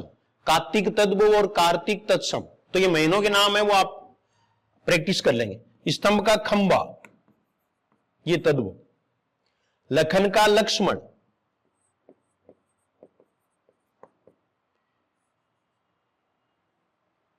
सीख दोबारा गया शिक्षा, ये सखी अगर आए तो साक्षी होगा, सखी, सखी का साक्षी, और साखी का भी साक्षी। और लक्ष्य का लाख, मास तत्सम है, इसका माह है होगा। अब प्रश्न को देखो, किस विकल्प में सभी शब्द तद्भव हैं? तो इसमें भ्राता तद्भव नहीं है, ये है। इसमें देखो साग, श्रावण और स्तंभ है, ये तत्सम है, तद्भव नहीं है। और इसमें जो है वो लक्ष्य है और मास है, ये तत्सम है। तो सारे तद्भव है, वो कितने नंबर में है? 2 नंबर में। तो ये आपको याद रखना है। फिर अगला देखो, किस विकल्प में सभी शब्द तत्सम है? क्षेत्र, हस्ती, सूत्र, क्षार, रागी, जसोदा। इसमें देखो जसोदा नहीं है, जसोदा का यशोदा होता, जसोदा का यशोदा। रक्षा का राखी होता है, ये व्याघ्र बाकी है। शुष्क, इसमें सुआ नहीं होता, ये सुक होता है। सुआ का क्या होगा? सुक होगा। और इसमें सीढ़ी नहीं होता, ये श्रेणी होता है या श्रेणी। नकुल पंख नहीं होता, पंख का पक्ष होता है। श्रृंगार का श्रृंगार होता है। और सीढ़ी का श्रेढ़ी होता है। नकुल का नेवला होता है। तो नकुल है वो तत्सम है और नेवला है वो तद्भव है। ये नकुल है वो तत्सम है, बाकी सभी क्या है, तद्भव है। लेकिन सभी शब्द तत्सम है ये पूछा है, तो सभी शब्द तत्सम एक नंबर में। क्षेत्र का खेत होगा, हस्ती का हाथी होगा, हस्ती नहीं है तो हथी नहीं होगा, हाथी नहीं होता। सूत्र का सूत होगा, क्षार का खार होगा, ये इनके तद्भव है। ठीक है, तो ये आपको ध्यान रखना है। व्याघ्र का बाघ होता है, चित्र का चीता होता है, रक्षा का राखी होता है, रागी का रानी होता है, रागी रानी। शुष्क है इसका सूखा होता है, तद्भव रूप, शुष्क है वो तत्सम है। सरसप है इसका सरसों होता है, संधि है इसका सेंध होता है, ये तद्भव रूप है। बाकी जैसे मैंने 2 राउंड किए ये तद्भव है। तो इस प्रकार से हमें बहुत सारे शब्दों का अभ्यास है वो प्रश्नों के माध्यम से कर सकते हैं। फिर भी कोई जरूरी नहीं कि इनमें से आए, लेकिन आपको ये पकड़ समझ में आ जाए। देखो समझ में आ जाए ना, हाँ, तब परीक्षा में कोई भी बात है वो अगर हमें कुछ अनुमान लगा करके प्रश्न करेंगे या तुक्का लगाएंगे वो भी सही जाएगा, क्योंकि हमारे पास उसका एक ठोस आधार है। तो इसको देखते हुए पेपर है उसका निर्माण किया गया है। तो ये 27 प्रश्न अपने हो गए। फिर अगला देखो, किस विकल्प में सभी शब्द विदेशी हैं? गुलाब, चश्मा, दुकान, बाग, अदालत, इम्तिहान, औरत, तारीख, चाकू, तोप, लाश, चकमक, सारे हैं, सब के सब है वो विदेशी हैं। अब ये और बात है कि इसमें एक विकल्प है उसमें फारसी के हैं, जैसे पहला है ये फारसी का है। कई बार ये भी अलग अलग पूछ लेते हैं तो वह प्रश्न बहुत दूर हो जाता है। ये अरबी के हैं और ये तुर्की भाषा के, इस तरह से। फारसी में अन्य शब्द हैं वो भी अगर आप लिखना चाहें तो लिख सकते हैं, कमर, खर्च, उम्मीदवार, चापलूस, ये फारसी भाषा के शब्द हैं। अरबी में देखो एतराज, मुकदमा, सिफारिश। और तुर्की वाले आगे आ जाएंगे, ठीक है ना। इसके अलावा इंग्लिश के शब्द हैं वो भी विदेशी शब्द माने जाते हैं, जैसे अपील है, इंच है, कलेक्टर है, ट्रैक्टर है, मोटर है, या फिर डॉक्टर है, ड्राइवर है, बस है, नोटिस है, फीस है, फंड है, स्कूल, सम्मन, लालटेन, कोर्ट, डॉक्टर, टिकट आदि। ये मैंने जो मुख्य किताब में उस वो उदाहरण बताए, ऐसे वैसे उदाहरण नहीं बताए आपको, इसलिए ध्यान रखना है इनका। किस विकल्प में सभी शब्द फारसी भाषा के हैं? फारसी भाषा के शब्द। अब इसमें ये सारे हैं तो क्या, सारे विदेशी हैं, लेकिन फारसी भाषा के शब्द हैं वो इसमें से आपको चुनने हैं। तो इसमें देखिए आप है कि ये पहला जो है ना वो ही फारसी भाषा का है। अफसोस, आबरू, आवारा भी पूछा था, कबूतर, अदा, अमीर, आदमी, इनाम, ये अरबी भाषा के। और उर्दू, कैंची, चेचक, उर्दू पूछा हुआ है पहले सेकंड ग्रेड में, बहादुर, ये तुर्की भाषा के। स्लेट, कंपनी, एजेंसी, डायरी, ये अंग्रेजी के। ये विदेशी शब्द हैं सारे, तो अलग अलग है वो भी आपको बता दिया है। देखो कबूतर है वो फारसी भाषा का शब्द है। आईना, खरगोश, खुश, चिराग, चिराग भी आजकल प्रसिद्ध है। तो चिराग, नापसंद, शादी, ये फारसी शब्द है। इसके अलावा देखो इज्जत, कर्ज, दफ्तर, दौलत, मुहावरा, मुहावरा है वो अरबी भाषा का शब्द है। शराब, किस्मत, अजीब, अक्ल, ये अरबी भाषा के हैं। और फिर तुर्की भाषा के देखो बेगम, मुगल, आगा, आका, कुली, कुली है वो पूछा हुआ है, तो कुली है वो तुर्की भाषा का शब्द है। चमचा, लफंगा, सुराग। बाकी महीनों के नाम है जैसे दिसंबर, कोल्ड, ये दिसंबर, जनवरी, ये सारे आ जाएंगे। इसमें अगस्त है ना वो पुर्तगाली शब्द है, अगस्त पुर्तगाली है।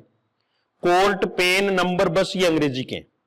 पुर्तगाली शब्द है वो कुछ नोट कर लें आप। एक तो आल्पीन, अनानास, आलमारी, पुर्तगाली शब्द बता रहा हूं, ये भी तो विदेशी होंगे ने। बाल्टी, आलू, संतरा, साबुन, अचार, यह आचार नहीं होता, अचार होता है, अगस्त तो बता ही दिया। चाबी, फीता, तंबाकू, गोभी, कमीज, गमला, कमरा, मेज, इस्पात, ये पुर्तगाली शब्द है। ये भी ऑथेंटिक बुक से लिए गए, मैं कोई ऐसे नहीं ऐसे बोल रहा हूं, बल्कि ऑथेंटिक बुक है उसमें से लिए गए हैं, तो ये आपकी मदद कर सकते हैं परीक्षा में। चाहे आप टेस्ट सीरीज लें या नहीं लें अलग बात है, लेकिन इसमें से भी अगर 2 प्रश्न 5 जितने भी आते हैं इस टेस्ट सीरीज में से एक में से भी, तो भी आपको फायदा ही होगा। इसलिए और इसको लिखने में कोई हर्ज नहीं है, और फिर टॉपिक क्लियर होता है। फिर जो बच्चे ने उसको बहुत मतलब कहने का मतलब कंट्रोल हो जाता है, उसके बाद में प्रेशर नहीं रहता। अगर आप टेस्ट सीरीज है वो अगर आप पूरी कर लेते हैं, तो मैं आपको विश्वास के साथ कहता हूं कि आप में एक अजीब कॉन्फिडेंस आ जाएगा। आपको पहले से लगने लग जाएगा कि मेरा सिलेक्शन होगा, और हिंदी है वो मेरी स्ट्रॉन्ग है, इसमें कोई शक नहीं है। अब अगला प्रश्न देखो, 30 का प्रश्न। किस विकल्प में सभी शब्द विदेशी हैं? तो ये देखिए, अकल, कानून, किताब, इसमें पिपासा नहीं है। पिपासा प्यास, ये तत्सम शब्द है। अखबार, अमरूद में रू बड़ा होता है वैसे। कुश्ती, दवा, ये है। बारूद, बीवी, सराय, लवण है वो तत्सम है। इसमें लक्ष्मी है वो तत्सम है। बाकी ये जो है इसमें सारे शब्द हैं वो क्या हैं? विदेशी हैं। सारे शब्द विदेशी हैं और फारसी के हैं। और ये अकल, कानून और किताब ये अरबी भाषा के शब्द हैं। ऐसे ही बारूद और बीवी ये तुर्की भाषा के शब्द हैं। सराय ये तुर्की भाषा के शब्द हैं। और चाय और लीची है वो चीनी भाषा के शब्द है। चाइना, चाय और लीची। बम है वो डच भाषा का शब्द है। और लक्ष्मी है लिच्छमी, वो लक्ष्मी है वो तत्सम है, और लिच्छमी है वो तद्भव है। अब आगे के प्रश्न है वो प्रैक्टिस के लिए दिए गए हैं आपको। 31 से 40 तक प्रश्न है वो इनकी प्रैक्टिस करवाई गई है। तत्सम शब्द में तत् किस भाषा के लिए प्रयुक्त हुआ है? तो तत् है वो संस्कृत के लिए प्रयुक्त हुआ है, और संस्कृत के लिए लौकिक संस्कृत, वैदिक संस्कृत के लिए भी नहीं। तद्भव में भी तत् है वो संस्कृत के लिए प्रयुक्त हुआ है। तत्सम शब्द वो होते हैं जिसको आप इंग्लिश में भी समझ सकते हो कि derived from Sanskrit and used in Hindi as it is, यानी संस्कृत से लिए गए और हिंदी में ऐसे कैसे प्रयुक्त होते हैं। और तद्भव क्या होता है? डिराइव्ड फ्रॉम संस्कृत, लिए तो किससे गए हैं? संस्कृत से ही, लेकिन used in Hindi after a change, यानी कुछ परिवर्तन के बाद हिंदी में प्रयुक्त होते हैं। तो ये तत्सम और तद्भव दोनों की स्रोत भाषा संस्कृत है, तत्सम की भी और तद्भव की। विदेशी शब्द हैं उनकी विदेशी भाषाएं स्रोत हैं, और देश शब्द उसका कोई स्रोत नहीं होता। फिर अगला देखो, निम्न में तत्सम शब्द है, तो जमीन है वो तो विदेशी है। शून्य है, खुद मजबूत, ये विदेशी है। आपने एक चीज देखी होगी कि मैंने देश शब्दों को स्थान नहीं दिया क्योंकि वो कोर्स में नहीं है। इसके बाद में देखो आप कौन सा शब्द तत्सम नहीं है? तो प्रयुक्त है, पै के नीचे रह गया ना, हिसाब नहीं है, हिसाब नहीं है। इसका आप एक और भी तरीका अपना सकते हो। उपार्जन में ऊपर रह गया ना, तत्सम है। द्राक्षा में क्षय आ गया, तत्सम है। प्रयुक्त में नीचे रह गया, तत्सम है। बहुत काम की चीज है, यानी इसके अपवाद तो हो जाते हैं, कई बार इसका इफेक्ट भी थोड़ा गलत हो जाता है, लेकिन ये बहुत कॉन्फिडेंस लाने वाली बात है, जिसमें आपको पता चल जाएगा कि ऊपर वाला रहे, नीचे वाला रहे, जहां भी प्रयुक्त हो तो प्राय तत्सम होता है। प्राय शब्द का प्रयोग किया है मैंने, तो आप चाहे कितने ही अपवाद बताएं, उनका महत्व घट जाता है। किसके कारण? इसकी उपयोगिता के कारण। तो ये देखिए आप, तो यहां पे ये ध्यान रखोगे, और इसमें आप विसर्ग लगा करके, मैं लगा करके भी देख सकते हो, तत्समय लग जाएगा तब तो। जैसे हमारे पास 2 शब्द हैं, एक तो है वानर, एक है बंदर। तो हमें पता है कि बंदर नहीं होता, वानर होता है, तो ये तत्सम है, ये तत्सम नहीं है। ऐसे ही किताब शब्द है तो किताबें नहीं होता है, किताबम नहीं होता, पुस्तकम होता है, तो किताब विदेशी है, और पुस्तक है वो क्या है? तत्सम है। बालक है वो तत्सम है। जिसके रूप चलते हैं संस्कृत में वो तत्सम है। जो आपने 10वीं तक संस्कृत में जो भी शब्द पढ़े हैं वो सारे क्या है, तत्सम है। फिर अगला देखो, किस क्रमांक में सभी शब्द तत्सम है? कुम्हार गधा, ये तद्भव है। कुम्हार का कुंभकार होगा तत्सम, और गधा का गर्दभ होगा। पलंग का प्रियंग बता दिया, पीला का पीत होगा, ये तत्सम, ये तद्भव है दोनों। उल्लू का इसका उल्लू होगा, कपोत का कबूतर होगा। कबूतर विदेशी होते भी ये फिर हिंदी में आ गए। तो उल्लू को और कपोत ये दोनों तत्सम है। डंडा है, इसका दंड होता है तत्सम। नाक का नासिका होता है। एक नाक है वो तत्सम भी होता है, जिसका अर्थ स्वर्ग होता है। तो नाक तत्सम और तद्भव दोनों है। फिर अगला प्रश्न देखो, किस समूह के सभी शब्द विदेशी हैं? तो ये देखिए, किताब, सिनेमा, संतरा ये है। काजू वाचस्पति, वाचस्पति है वो तत्सम है। जनेऊ है वो तद्भव है। काजू है वो विदेशी है। कारतूस विदेशी है।